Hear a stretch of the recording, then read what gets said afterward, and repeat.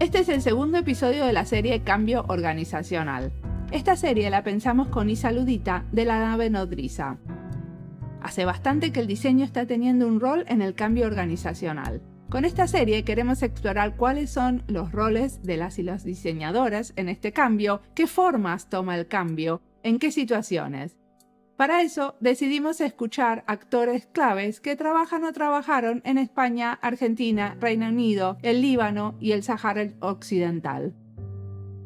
En esta entrevista les presentamos a Esther Serraz, una diseñadora UX, ilustradora e investigadora con mucha experiencia, que decide dar un vuelco 360 grados e irse a vivir al campo. Desde ahí nos va a contar proyectos hechos con una mirada diferente desde la vereda de enfrente. Uno de los proyectos es el diseño de una herramienta de autodiagnóstico. Esta herramienta permite entender cómo una organización contempla e implementa una perspectiva de género equitativa. Haciendo preguntas claves, se puede evaluar qué pasos podrían desarrollar un cambio organizacional que contemple el género. Pero en esta entrevista, como en las que siguen sobre el tema de cambio organizacional, no solo hablamos de este cambio, porque los cambios se entrecruzan con valores, perspectivas y otras ideas. ¿De qué más hablamos, Isa? Con Esther hablamos también de cómo el cambio te cambia a ti, de cómo nos cambia a las personas que ejercemos el diseño como profesión y cómo nos atraviesa el cambio, ¿no? Nos obliga a plantearnos cuestiones en nuestra vida para ser más congruentes y terminamos tomando decisiones que van mucho más allá de lo profesional. Mi nombre es Isa Ludita. Mi nombre es Mariana Salgado, esto es Diseño y Diáspora.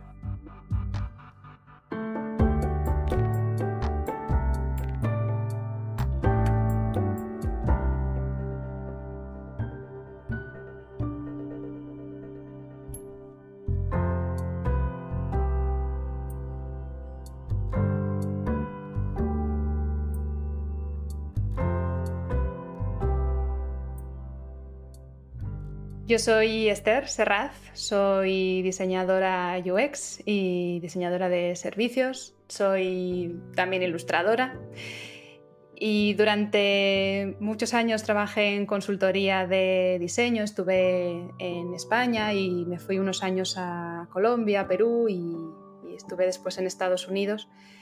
Después pegué un cambio total y ahora tengo mi propio estudio y trabajo bastante en el ámbito público, pero sobre todo me centro en dos cosas. Una es el desarrollo rural y la segunda es el diseño con perspectiva de género. La primera parte está muy conectada a una apuesta personal que hice hace 3 años, que fue mudarme a un pueblo pequeñito de La Rioja. Y bueno, la segunda en realidad está muy conectada con un estudio, un espacio que tengo con mi compañera Beatriz Bonete, que se llama Nosotras y en el que trabajamos todo tema de diseño e investigación con perspectiva de género. Este espacio es un estudio de diseño, ¿no? Es un estudio de diseño y de investigación, sí.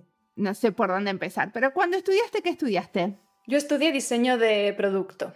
O sea, pensaba que quería dedicarme a construir objetos físicos, pero creo que nunca me he llegado a dedicar a construyendo nada físico. Enseguida, en cuanto empecé mis primeras prácticas y me enamoré del diseño de interacción y de las pantallas y dije, venga, olvídate del puro producto y quédate aquí. Y después ya estudié un máster de diseño multimedia, estuve un poco jugando con todo el tema de instalaciones interactivas, artísticas, y bueno, al final decidí quedarme más con lo que era puro diseño de interacción, un poco más interfaz. Y trabajaste como para una gran consultora y después te pasaste a tener tu propio estudio, mi propio estudio. Sí, yo estuve casi una década, que se dice pronto, en una consultora que se llama Designit y sí, llevaré con mi propio estudio pues entre 3 o 4 años, ya perdí un poco la cuenta. Yo creo que coincidió, cambié muchas cosas, cambié el trabajo, me hice emprendedora, cambié el lugar en el que vivía, entonces ya hay veces que pierdo la noción del tiempo de cuántas cosas he hecho en estos años. ¿Qué le dirías a alguien, a una diseñadora que quiere dejar la consultoría y hacer su propio estudio? ¿Cómo es diferente el día a día? Bueno, depende un poco también de qué estuvieras haciendo cuando estabas en consultoría. En mi caso, yo estaba ya mucho también en la labor comercial. Hay una tendencia que yo notaba que era que, bueno, vas creciendo y te vas cada vez montando más en lo estratégico, ¿no? Y yo echaba mucho en falta el diseño y el poder centrarme más en el detalle. Entonces, en mi caso, ese cambio fue hacia, ok, yo tengo estas habilidades de UX y de Service, a mí me apetece también entrar a hacer las cosas. Quería hacer proyectos más pequeños, pero proyectos en los que pudiera estar en todo el proceso. Entonces yo le diría que pensara, que recopilara las capacidades y las habilidades que ha ido acumulando y que con ellas construya un mapa de qué tipo de proyectos quieres hacer y sobre todo con quién quieres hacerlos. Porque ahora tenés como más posibilidades de elección de quiénes son los clientes, ¿a eso te referís? Sí, totalmente, claro. Ahora yo creo que cuando empiezas a trabajar por tu cuenta, cuando tienes un estudio más pequeño, parece que va a ser más difícil y tiene sus dificultades, pero también se te abre un panorama de clientes que para la gran consultora están totalmente fuera, se te abre un panorama muy grande en el mundo de las ONGs, del ámbito público. Si te interesa trabajar en el caso del desarrollo rural, es mucho más fácil o es más accesible llegar a él desde lo pequeño. Entonces, ahí sí que hay un cambio muy grande en la forma en la que vendes las cosas y en la manera en la que terminas las cosas, en mi opinión. Como que se terminan de alguna manera con más cuidado al detalle. Más cuidado del detalle y eso, bueno, dependerá de en qué consultora estés, pero yo ahora sé que cuando estoy en un proyecto es muy probable que yo acabe diseñando aquello que estamos conceptualizando. Entonces puedo estar en algo muy estratégico, pero luego puedo acabar haciendo una web o un cartel. A mí esa conexión entre lo general y lo específico me parecía muy enriquecedora. Te abre la mente, pero te mantiene los pies muy en la tierra, muy enraizados y te asegura que vas a dar algo de valor y tangible, sobre todo a la persona o a la empresa o al organismo que tienes delante. Perfecto. Isa, te dejo preguntar. Me han ido surgiendo dudas que has ido aclarando sobre la marcha, ¿no? Una de ellas es si es el mismo diseño el que se aplica en una consultora y el que se aplica en un pueblito pequeño o en proyectos más chiquititos, o si es el proceso o no. O sea, como la pregunta que me surge es, ¿seguimos llamándolo diseño? Según tú, ¿es diseño o no lo es? ¿O qué diferencia hay? ¿La gente te contrata diseño cuando estás hablando de proyectos más pequeñitos, más locales o rurales?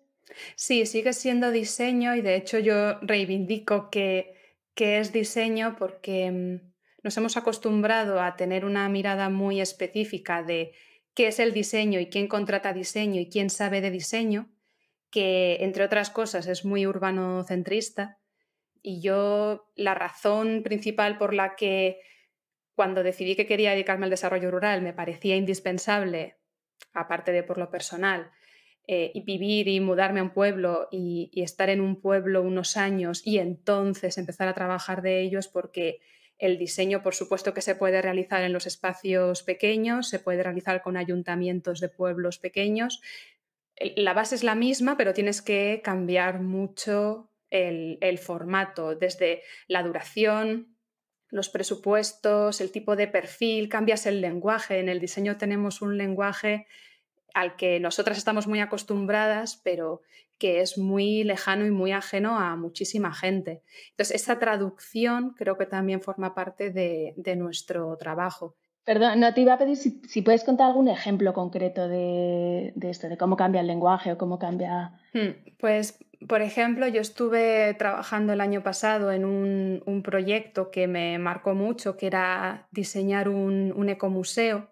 Era, bueno, un ecomuseo, no sé si os resulta familiar, es un concepto que se acuñó hace décadas en Francia y que rompía con esa idea de los museos como espacios físicos cerrados que no son o no se perciben como accesibles para todo el mundo y que algunas personas veían como una habitación con cosas, ¿no? Que por supuesto son mucho más, ¿no? Pero era interesante esa visión de vamos a romper esta idea y vamos a democratizar lo que es la cultura. Y están mucho más centrados, más que en el objeto, en la cultura, en este caso en la cultura vernácula, y el ecomuseo no era buscar un espacio y diseñar cómo era la experiencia en el espacio, sino que el ecomuseo es el pueblo. Entonces, ahí había un proyecto muy grande de investigación.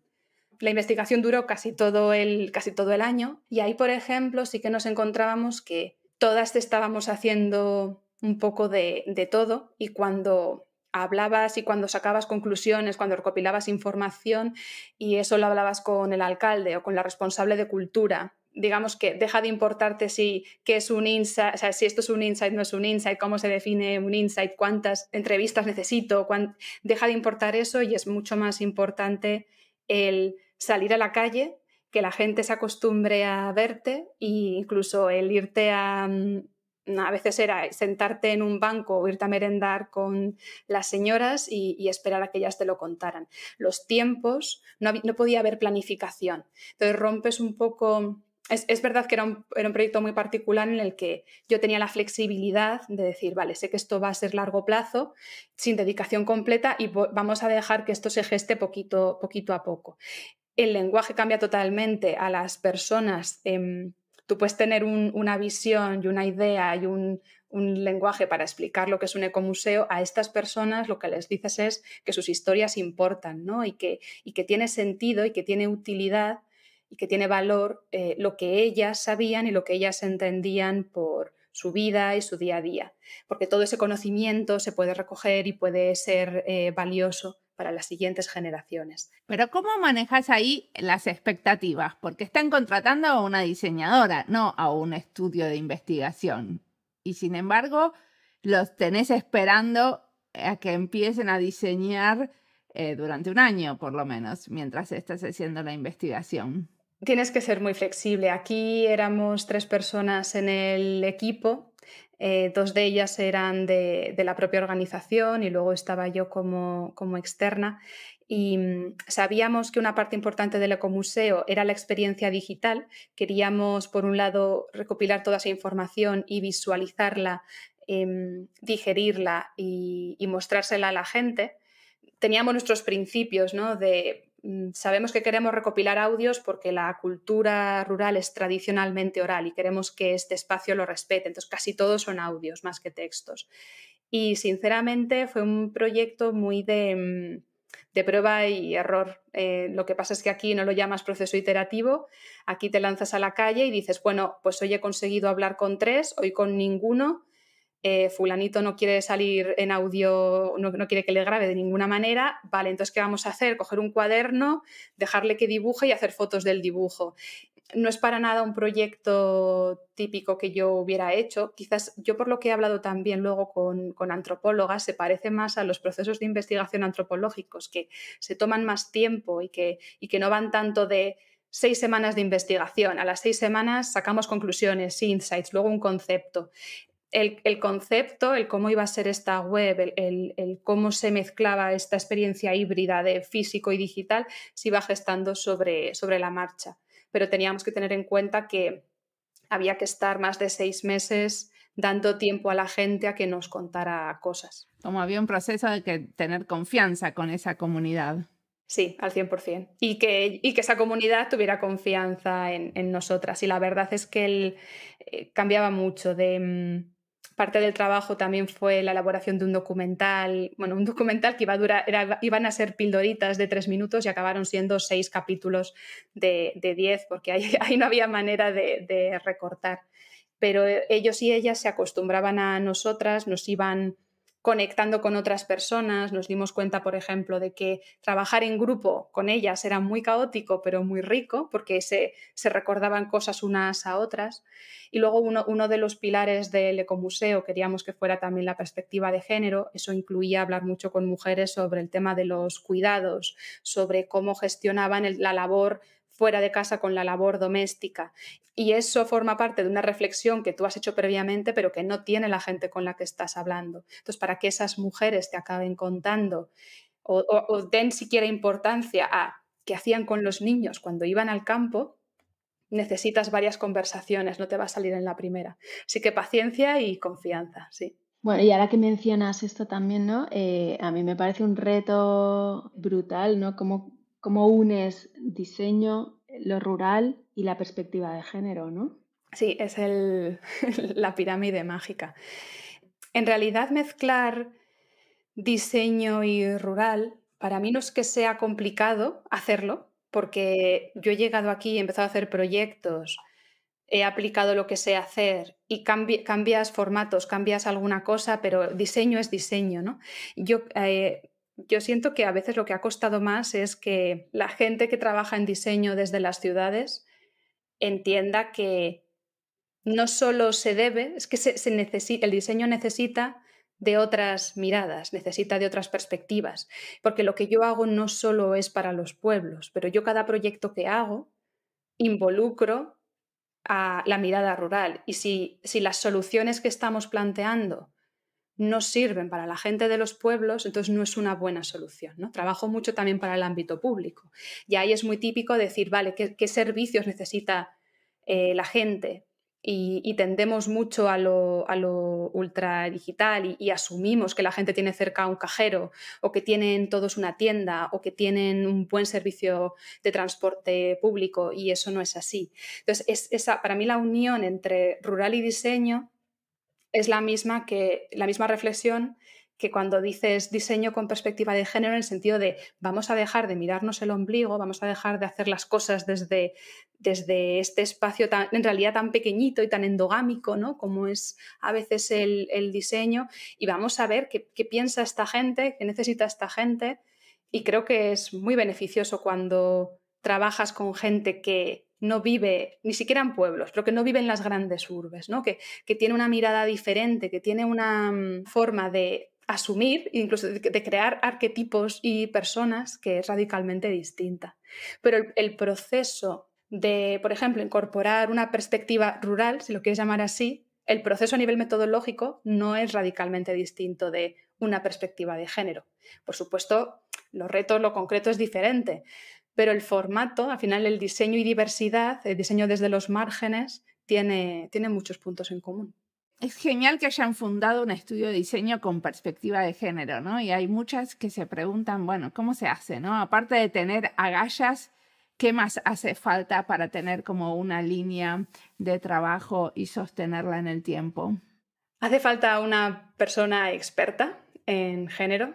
Creo que lo que Bea y yo teníamos muy claro, y que surgió de una manera muy bonita y muy natural, era que una cosa es ser diseñadora y ser feminista, otra cosa es ser experta en género.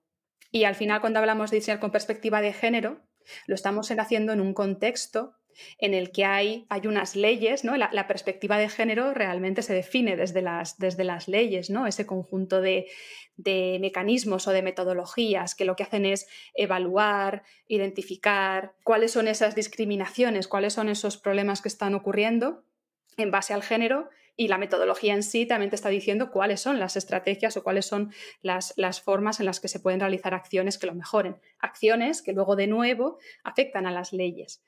Entonces, yo creo que algo que tiene nosotras, que hace que yo sienta que tiene un balance muy bonito, es que Bea es una persona, mi compañera es una persona experta en el tema, que además es diseñadora de servicios, y eso le permite hablar desde los dos mundos. Y sabes que todo lo que tú haces, que es muy serio, porque no estamos hablando de nada cosmético, estamos hablando de proyectos que trabajan temas asociados a la violencia sexual, la violencia de género. Es muy delicado, ¿no? Hay proyectos de género que pueden ser más sutiles, ¿no? O que no es lo mismo trabajar con perspectiva de género una app para una telco que hacerlo para una ONG o para la plataforma de voluntariado de España o un centro de crisis, ¿no? Donde atienden a víctimas. Entonces, bueno, creo que hace falta trabajar con gente que sepa, que tenga las bases y el conocimiento, y a partir de ahí, como diseñadora, estar muy abierta a aprender y a traducir mucha información para acercarla. Como de alguna manera es un nicho también esto de poder ofrecer servicios que estén como tan relacionados con el género, teniendo como una experta en el tema en el equipo. Claro, y eso puedes aplicarlo en el diseño a cualquier cosa. Necesitas personas que estén muy metidas en el tema. Y yo me di cuenta, incluso como autocrítica de mi yo profesional del pasado, que somos muy atrevidas las diseñadoras y a veces eso está muy bien porque nos meten donde sea y allá que vamos, pero no nos damos cuenta de que hay personas que llevan muchos años estudiando los temas y esas personas quizás tienen dificultades para tangibilizar, para visualizar, para hacer propuestas de negocio si hiciera falta. Entonces, bueno, ahí está la conexión, ¿no? El diseño puede comunicarse muy bien con otras prácticas, pero tiene que comunicarse. Cuando hacen este tipo de proyectos como, bueno, el ecomuseo es difícil porque no lo hacen como para cambiar el pueblo, pero cuando hacen algo que tiene que ver con violencia de género, por ejemplo, ¿cuánto a través de ese diseño también se están cambiando las prácticas en la organización? Sí, por ejemplo, hay un proyecto que hicimos para la plataforma de voluntariado de España, era un autodiagnóstico en igualdad, en perspectiva de género, de manera que tanto la propia plataforma como las entidades que estaban dentro de su paraguas pudieran evaluar ellas mismas con algo de acompañamiento, pero poder entender cuáles eran las palancas, los pasos que las acercaban a una entidad más igualitaria. Y ese proceso también era muy bonito porque es muy fácil decir, sí, aquí nos importa mucho la igualdad, pero ¿qué significa eso? ¿No? Y luego igual les preguntas, ya, pero ¿hay un email al que pueden escribir las personas que sufren violencia si les pasa algo? No, nunca hemos pensado en un email. Bueno, ¿y qué comunicáis? ¿Y existe un plan de igualdad? Y dices, pues no. Entonces, ese proyecto era un buen ejemplo de cómo traduces algo tan complejo como una entidad que tenga perspectiva de género a puntos concretos, pasos, cosas que tú puedes hacer para mejorar. Entonces, en el proceso, mientras las entidades estaban haciendo su propio autodiagnóstico, la propia plataforma de voluntariado, que era la que nos había contratado, dijo, yo también voy a hacerme esta evaluación. Entonces, esa es la parte ideal, ¿no? Que es desde luego una entidad que tenía esa sensibilidad porque lo quería para las entidades que acogía, y que llegó a la conclusión de, vale, yo también necesito hacerme esta revisión. Como que la revisión es como una guía para convertirte o para desarrollar esa característica, ¿no? Eso también se hace, por lo menos acá en Finlandia, yo escuché de varias empresas que, por ejemplo, quieren ser un buen lugar de trabajo. Entonces hay una empresa que les vende participan de ese concurso de mejor lugar de trabajo, pero la verdad es que lo que ellos tienen es como muchas herramientas para mejorar las prácticas laborales. Claro, y ahí es donde el diseño juega una parte muy importante, porque al diseño se le da muy bien traducir y tangibilizar. Entonces, esa bajada es en la que creo que podemos aportar un montón. Porque muchas no entendían hasta que no hasta que no seguían el proceso, no entendían qué se puede hacer, ¿no? para hacer que tu entidad sea más igualitaria. Sí. Me surge preguntarte si todos los proyectos en los que participas para ti tienen que tener claro como un fin de transformación, ¿no? Porque con estos objetivos que tú tienes del impacto en el desarrollo rural o en la perspectiva de género, ¿buscas en los proyectos que haya una transformación o simplemente...? La respuesta es sí, pero la escala de esa transformación cambia. O sea, no todos los proyectos son absolutamente transformadores y cambian vidas. O sea, hay veces que hacemos cosas que con suerte hacen la vida más cómoda a alguien sin perjudicar a ningún otro colectivo, ¿no?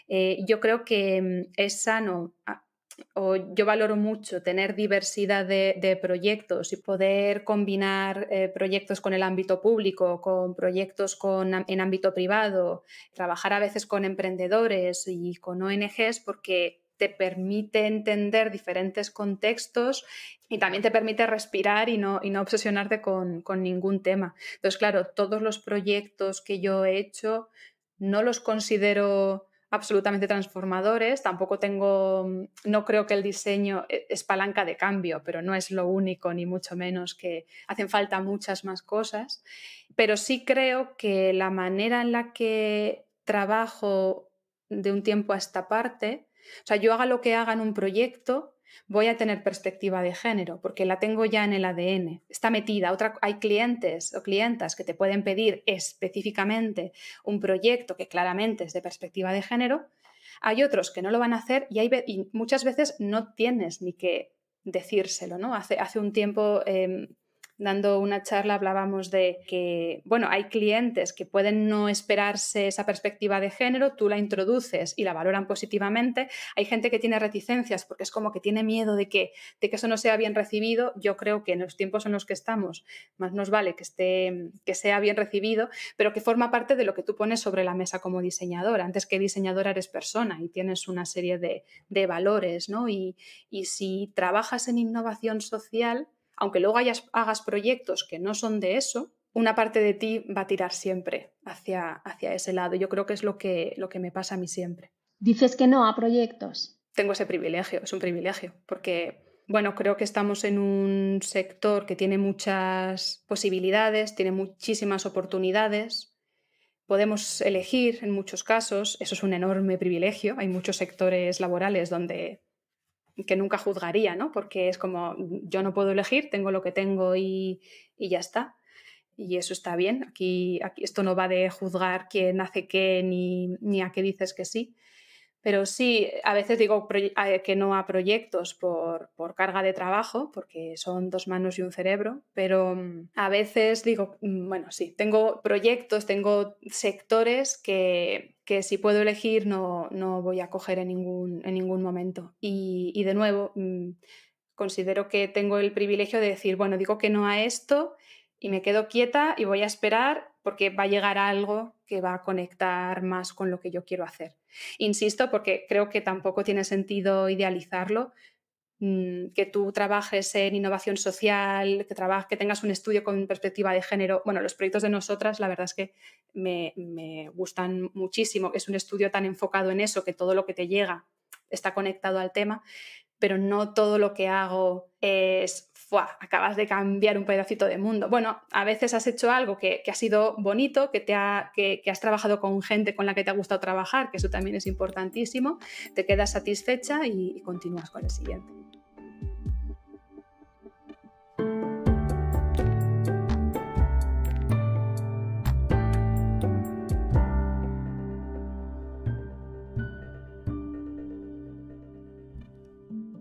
Esta entrevista es parte de las listas Diseño con perspectiva de género, Diseño feminista, España y diseño, Cambio organizacional e investigación en diseño. Esther es clara y contundente. El diseño es palanca de cambio, pero no solo, nos dice. Y obviamente traemos una serie sobre cambio organizacional a un podcast sobre diseño y queremos entender el rol del diseño en el cambio, pero a la vez está muy claro que nada pasa solo, en el vacío, sino siempre en colaboración y acompañando a otros. Y hacer del diseño una burbuja o entenderlo sin entender la madeja donde está inmerso sería un horror. Por eso, entender el contexto para el que se diseña es fundamental. Y Esther lo dice muy claro, y lo trae también de la mano de diseñar desde lo rural para la ruralidad. ¿Qué opinas vos sobre esto, Isa?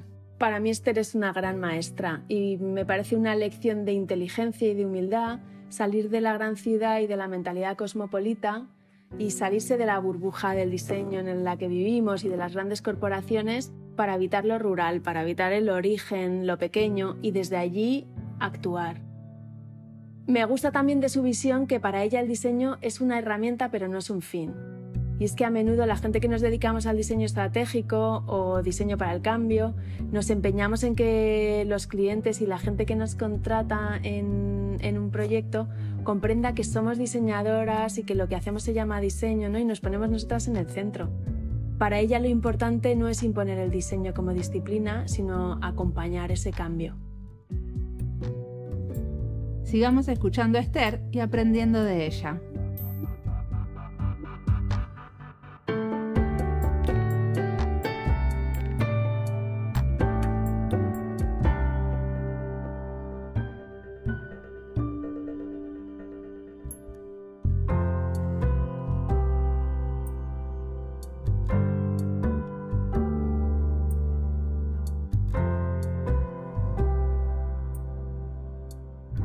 Muy bien, y una pregunta te quiero hacer, una pregunta como un poco personal. O sea, ¿vos fuiste por razones personales al campo y después te desayunaste que era una idea buenísima?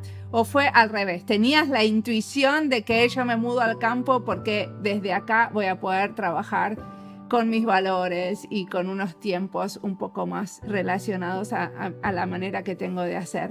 Bueno, yo en mi última etapa, es como mi última etapa urbana, ¿no? La Esther urbana, porque es que no he vuelto, bueno, yo soy aragonesa, he vuelto a mi ciudad de origen alguna vez, pero no he vuelto a Madrid desde que vivo aquí. Pero bueno, yo en mi última etapa así en ciudad, que coincidía con mi etapa como estudio, fue una necesidad, es que vino todo junto, fue una necesidad muy personal, me sentía atrapada en la ciudad, y además daba igual que me mudara de una ciudad a otra, el modelo seguía sin convencerme y desde el principio me había enamorado mucho todo el tema del teletrabajo porque para mí la libertad a la hora de trabajar era importantísima y claro, todo esto aderezado con quiero hacer innovación social, el desarrollo rural me encanta, pero siendo honestos no tengo ni idea porque yo he sido urbana toda mi vida, es absolutamente hipócrita que yo dijera voy a hacer desarrollo rural. ¿Y dónde vives? En Madrid, ¿no?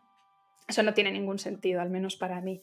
Entonces, la verdad es que visto ahora parece un poco kamikaze porque yo me vine a vivir a un pueblo cuando acababa de empezar, yo no tenía ni mucho menos clientes asiduos, no había una constancia. Tenía mi colchoncito y dije, vamos, vine con mi pareja, los dos lo teníamos muy claro. La época pre-COVID no era tan abierta al teletrabajo, así que todavía era una cosa un poco sui generis, pero creo que fue una necesidad muy, muy personal, pero estaba convencida de que necesitaba salir para pensar las cosas de una manera diferente. O sea, sentía que para convertirme en la profesional que yo quería ser, no podía hacerlo desde donde estaba. Y mi apuesta, y eso fue un salto un poco al vacío, fue que, vale, viviendo en un pueblo lo entenderé. O sea, yo en mi primer año no hubiera sabido decirte a qué me dedicaba, no sabía, no. Ahora llevo 3 años y empiezo a saber. Y ahora llevo 3 años y empiezo a atreverme a hablar de lo rural con un poquito más, o sea, siempre con cuidadito, pero me atrevo a hablar, al menos desde la perspectiva de alguien que era urbana. No sé si eso contesta, porque es una mezcla. Lo personal y lo profesional, pues una de esas cosas que ocurren a veces en la vida de lo necesitaba y punto, y ahora lo pienso y lo rememoro y digo, ostras, igual fue un poco locurita, pero en el momento me pareció que tenía todo el sentido del mundo. ¿Qué te está inspirando? ¿Qué nos recomendás leer, escuchar o mirar sobre este tipo de cosas? Bueno, a mí me inspira ahora mucho ver iniciativas que desde lo digital no llaman mucho la atención porque, bueno, pues no se le da no tiene esa importancia el tener presencia digital o tener una presencia digital tan elaborada, pero me inspiran mucho los espacios artísticos que he descubierto por aquí. Hay un espacio común cooperativo de artistas aquí que se llama Cooperativa Espacio Común Nalda y es un espacio creado por artistas en el que se están arreglando un antiguo espacio de secado de ciruelas y entre ellos y ellas consiguiendo materiales para la reconstrucción se han creado un espacio precioso y eso ha generado también mucho movimiento cultural, exposiciones y demás. Me ha inspirado mucho el ver cómo con pocos recursos en espacios rurales se están creando cosas que son increíbles, que muy poca gente conoce, que tampoco hace falta que sean multitudinarios y los conozca mucha gente, porque ya de por sí crean mucho impacto en su territorio. Bueno, ahora tengo una newsletter que se llama Vereda y que me sirvió de excusa para estar siempre buscando y viendo y reflexionando sobre qué cosas nos inspiran, porque a veces ni tú te das cuenta de qué es lo que te está alimentando.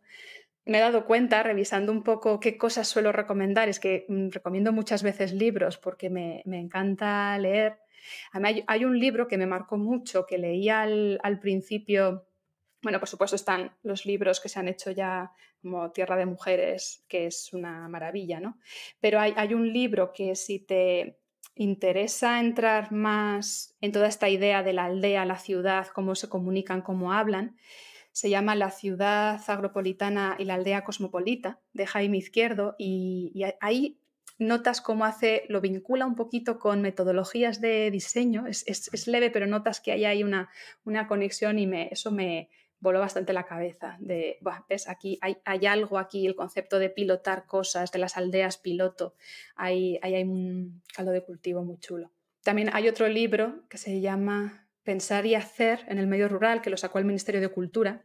Uno de los capítulos está escrito por María Montesino, que estuvo también en este podcast que a mí me encanta, y es de prácticas culturales en el medio rural, entonces reflexiona mucho sobre cómo la cultura puede ser eje vertebrador del cambio, y también lo conecta con temas de diseño, de co-creación, de facilitación.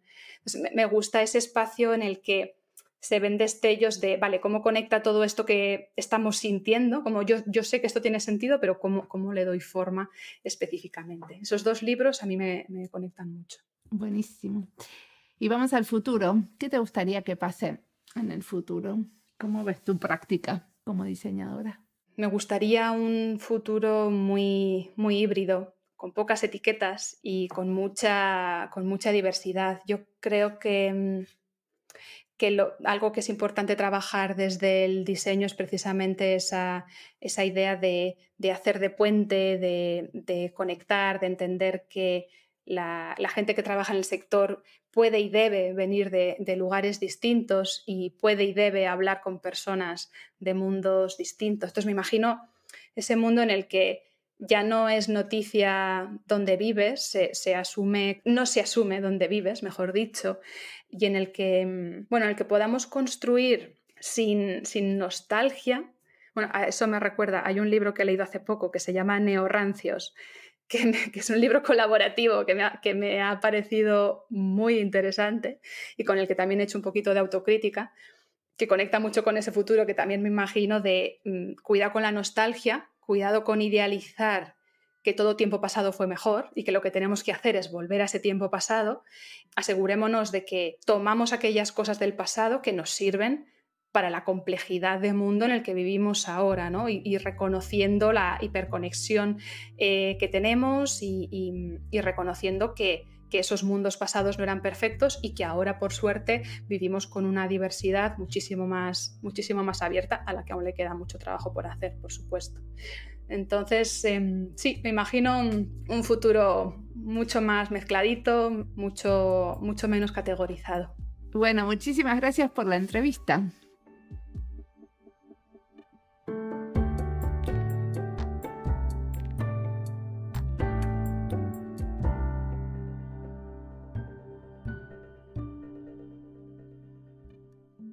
Al final de la entrevista, Esther nos cuenta que mudarse al campo fue una necesidad personal, pero ella ya estaba convencida que necesitaba salir para hacer las cosas de manera diferente. Para mí, salir de Argentina fue así. De hecho, a veces, cuando vuelvo, siento que veo las cosas tan diferente que el desarraigo duele. Otras veces estoy orgullosa y contenta de ver las cosas diferente, pero definitivamente concuerdo con lo de moverse para cambiar de perspectiva. ¿Cómo es para vos, Isa? Yo también viví durante unos años en el campo, aunque la verdad es que nunca llevé una vida 100% rural, pero me ayudó a comprender distintas realidades y a ver las cosas desde la periferia. Pero en mi caso lo que me transformó sobre todo fue el viaje y me sigue transformando, ¿no? Yo soy mochilera y soy furgonetera y esta forma de viajar me ayuda también a comprender y a habitar otros estilos de vida y a relacionarme desde otro lugar. Para mí hubo un punto de inflexión en mi vida cuando me tomé un año sabático, que al final fueron 2, y estuve viajando pues, por la India, por México, por Marruecos o por el Sáhara. Como siempre, la música del podcast es de Antonio Zimmerman. El diseño de sonido es de Julián Pereira. Este podcast está publicado con licencia creativa común con atribuciones. Esto fue Diseño y Diáspora. Pueden seguirnos en nuestras redes sociales en YouTube, Instagram y Twitter o visitar nuestra página web diseñoydiaspora.org. No olviden recomendarnos y recomendar nuestros libros. Nos escuchamos en la próxima.